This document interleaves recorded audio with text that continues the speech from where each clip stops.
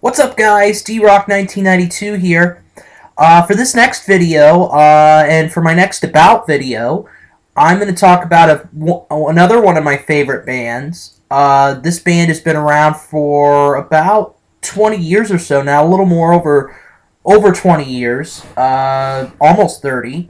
They were one of the originators of grunge music in the early 90s, and they are my favorite grunge act of all time. And the band I'm talking about, Alice in Chains. It's simple. To me, they're one of the best bands of all time, in my opinion. They've had a lot of great hits today, and they had a lot of hits back in the mid '90s. Early '90s, mid '90s, late '90s. They definitely so they're definitely great, and without further ado, I'm going to get right into it. So they formed in 1987, and that's why I mentioned it's close to 30 years. 2017, of course, will be their 30th anniversary that they've been together. So, with that in mind, they did form, and let's see here. Their first lineup, the first lineup they had was Lane Staley. For those of you big Alice in Chains fans out there, Lane Staley, who was he was their lead vocalist at one point. More on him afterwards, but Lane Staley, the lead vocalist and rhythm guitarist. Jerry Cantrell, who's been with the band its entire career. He's of course, the lead guitarist and does vocals as well. Sean Kinney, who does drums and percussion, and Mike Starr, who did bass and backing vocals. So they were the original bandmates. Lane Staley, Mike Starr, Jerry Cantrell, and Sean Kinney.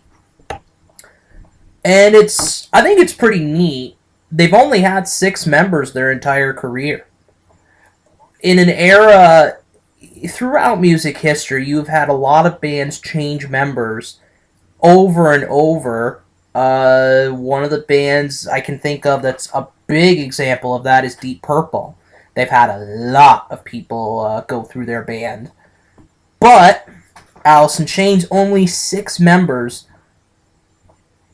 More on 2 of them afterwards, but yeah, definitely. So these were the main guys that started out. These were the 4 original guys in the Alice in Chains band. So first off, they actually released a lot of demos, trying to get themselves out there, trying to get their voice out there. They released an EP, first off. A single EP called We Die Young. And We Die Young, definitely one of their earliest hits. It was a hit when it came out.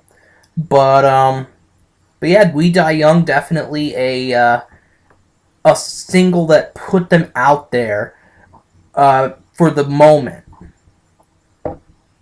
Then their first album, We Die Young, came out in 1990.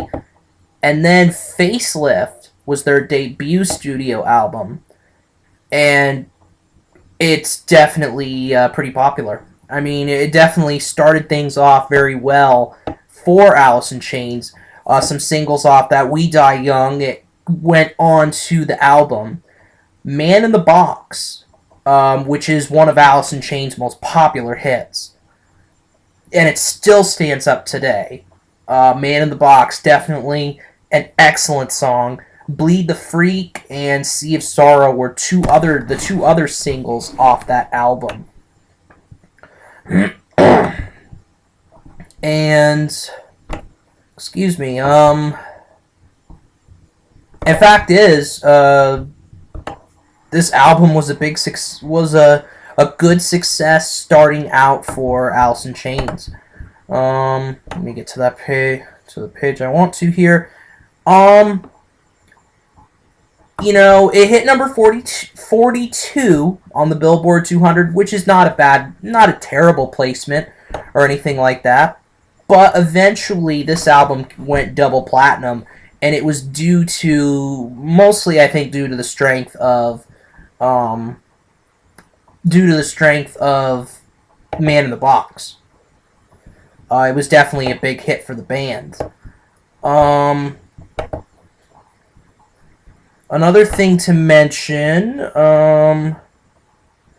is one of their EPs, another extended play that they came out with, Sap, which was the first studio extended play that Alice in Chains came out with, and they released a single off that called Got Me Wrong, and it was a hit. You know, Sap, well, the EP for Sap was a hit in some ways because it hit gold. It was a gold EP, but We Die Young didn't chart at all. But fact is, another EP released by Alice in Chains, and definitely once again putting their voice out there. Trying to get some popularity. Then their second album comes out in 1992 as well, Dirt. And it's it's a pretty big success. Number 6 on the Billboard 200. 4 times platinum, eventually. And there are some very great songs on this. Wood is a popular Alice in Chains song. Them Bones, another popular Alice in Chains song. Angry Chair, absolutely great Alice in Chains song. Rooster and Down in a Hole. Those were the 5 singles that Alice in Chains released off Dirt. And then one of my favorite ones, there's a couple other ones I actually like off the album that weren't singles. Damn That River, I think, is one of the best, if not the best, Alice in Chains song ever. It's just, you listen to it and it's very good. It's very heavy. It's very Alice in Chains-like. Alice in Chains throughout their careers have had a lot of dark, brooding type lyrics to their music. They don't talk about sunshine and roses. Let's just put it that way. Damn That River, a great song. Junkhead is actually a good song. It's a song off the Dirt album. But yeah, definitely, Dirt really probably was the breakout album for Alice in Chains. You could argue that for sure. Then the next album, actually. Then they went back to an EP, Jar of Flies. And Jar of Flies is very significant because I think it was the first EP to go platinum, I think. Or no, it was the first EP, extended play. Extended plays usually are around 3 to 5 songs, usually. Is from what I've uncovered, from what I've found, they usually go between 3 to 5 songs, and then an album, a regular LP, a longer play, goes between 10 to 20 maybe, somewhere in between, 9 sometimes, but yeah, but this EP in particular, EPs aren't known to have as much success as LPs. But this EP, Jar of Flies, was definitely a big success for Alice in Chains. First one ever, like I said, to hit number 1 on the Billboard 200. 3 singles off it. No Excuses, another very good Alice in Chains song. I Stay Away, and Don't Follow. Excuse me. So, yeah, that definitely another successful release by Alice in Chains. And then maybe people would consider this one the break. I mean, Dirt. I think is definitely up there on for Alice in Chain albums. But this one maybe Alice in Chains fans think was the breakout. I'm not really sure, but Alice in Chains was the name of the third album. Came out in 1995, and it was a big success. Grind was one of the songs off the album. Great song. Heaven Beside You, Over Now, and Again are the four singles off this album. Some great songs. Great songs. And Alice in Chains was yet another success for Alice in Chains. This album hit #1 on the Billboard 200, their first #1 album. And it went double platinum. So maybe it wasn't as successful or better selling than Dirt, which I think is the breakout album. But yeah, Alice in Chains, another big success for them. And then after that, they got into some bad situations. Actually, one thing to mention is that their bassist, Mike Starr, he actually exited in 1993. And then they had a guy named Mike Inez who came into the band. He is still with the band today.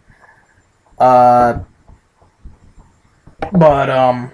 yeah, Mike Starr came out with, well, he left the band in 93. Mike Inez came in.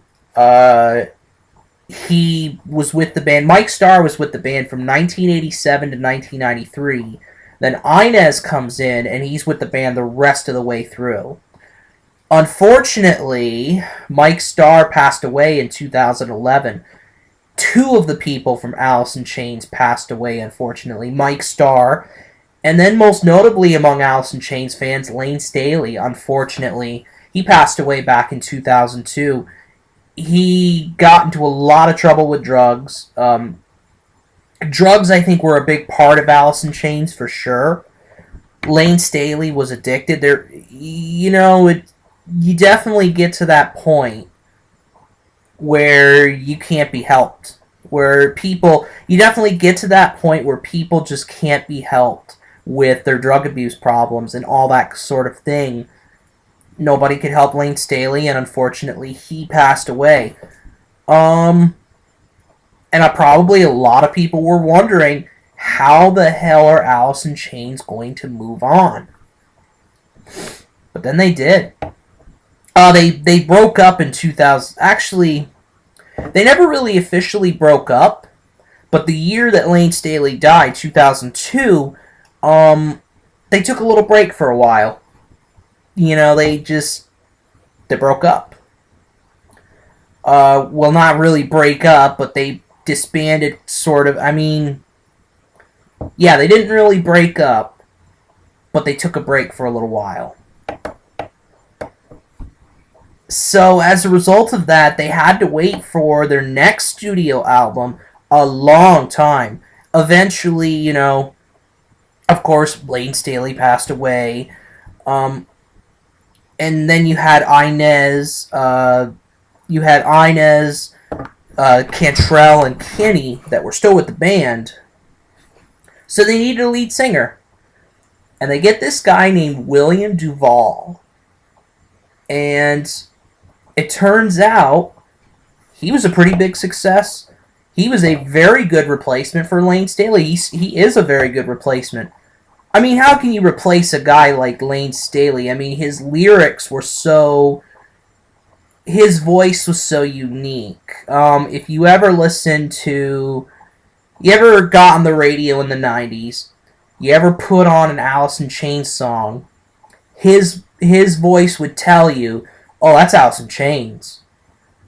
His voice was that recognizable and that timeless. And... unfortunately, again, he passed away, and William Duvall came in, and you know, after Staley passed away, I mean, you weren't sure. Again, you weren't sure if Alice in Chains were going to come back after a big loss like that, but turns out they did, and they came back in a pretty big way. You had to wait. We had to wait more than a decade for the fourth Alice in Chains album, but it came out in 2009. 14 years after Alice in Chains came out in 1995. But anyway, Black Gives Way to Blue turned out to be a good success for Alice in Chains. It went gold. Eventually, it went gold.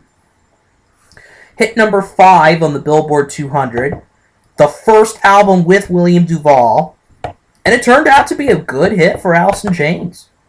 They released 4 singles off the album.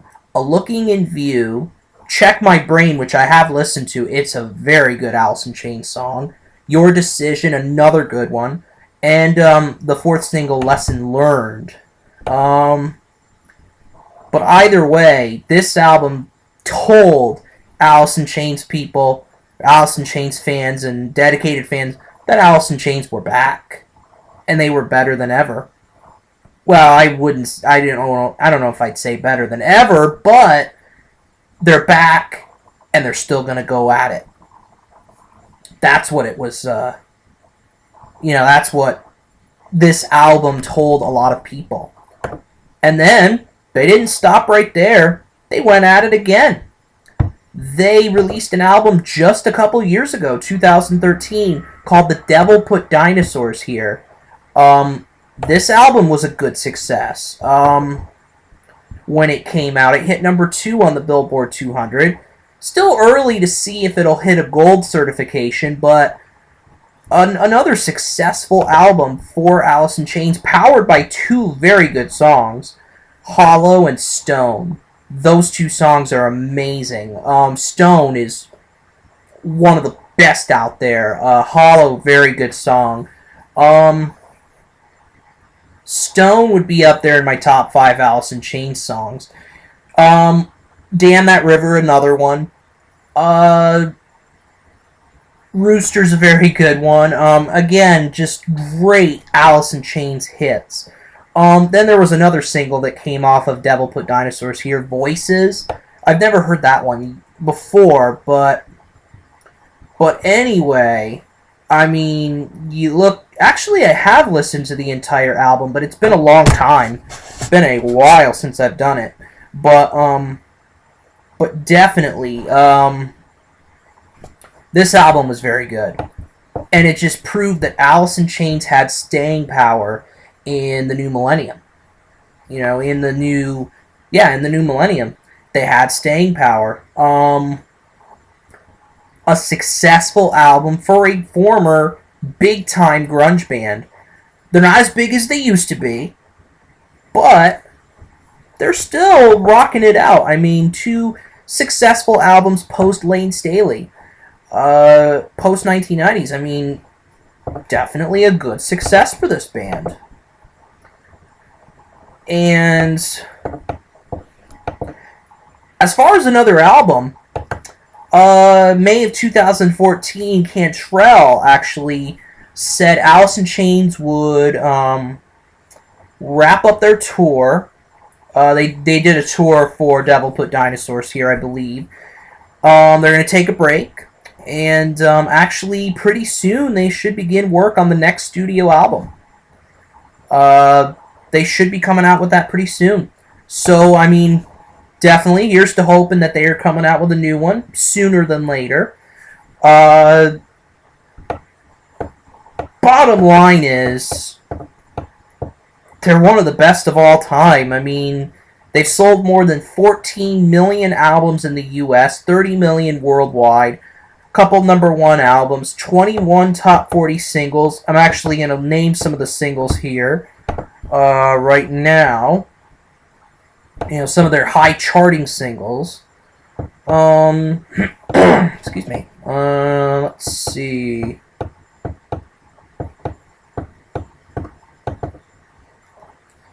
As far as the U.S. Billboard Hot 100, they had some singles get to there. Their highest charting for U.S. Billboard was a number 48 charting for the song "No Excuses." As far as the U.S. mainstream rock chart, they had a few No Excuses hit number 1. Rooster was number 7. Couple number 7 hits in Got Me Wrong and Grind. Heaven Beside You hit number 3 rather. Over Now number 4. Again number 8. Get Born Again number 4. I think it was a non-studio album single rather. Couple number 1 singles with Check My Brain and Your Decision, and then a couple others in the latest album with Hollow and Stone. So, definitely, they have been a big-time success, no doubt about it. Their resume speaks for itself, really. And that is pretty much it for my Alice in Chains video. I don't think I have anything else to say, really, except that they're an awesome band, and hopefully, if you guys haven't heard the band at all, check them out. See for yourself whether you like that kind of music. And, yeah, that's it. D-Rock 1992 out.